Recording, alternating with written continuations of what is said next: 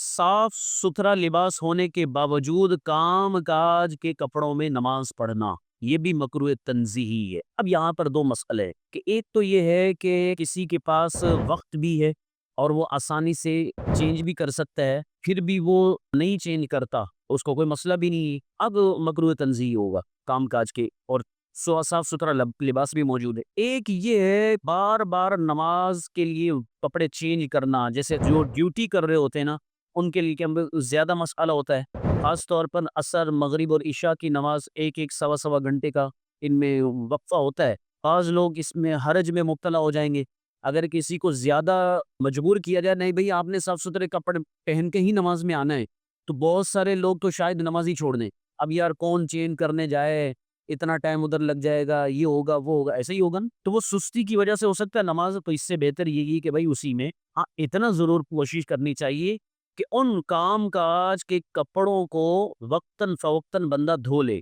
کم از کم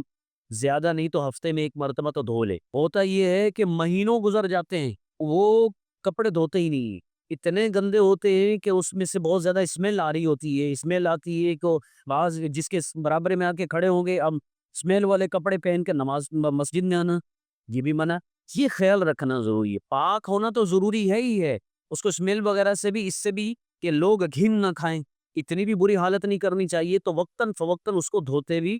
رہنا چاہیے تاکہ یہ لوگوں کو گھن نہ آئے۔ خلاصہ کلام یہ ہے کہ حرج نہیں ہے کپڑے چینج کرنے میں، تو اس کے لیے افضل یہی ہے کہ وہ چینج کر کے صاف ستھرا لباس پہن کر نماز پڑھے۔ اور اگر کسی کو بار بار چینج کرنے میں کام کاج کے کپڑے اس میں کام چھوڑ چھوڑ کر جانا بار بار حرج میں مبتلا کر رہا ہے، تو اب وہ انہی کپڑوں میں نماز پڑھ سکتا ہے، بشرط یہ کہ ان کپڑوں کا پاک ہونا بھی ضروری ہو، اور ساتھ میں یہ کہ وہ کپڑے بہت زیادہ ایسے گندے نہ ہوں کہ جس میں اسمیل یا پھر دوسروں کو تکلیف پہنچے، اس بات کا خیال دوں۔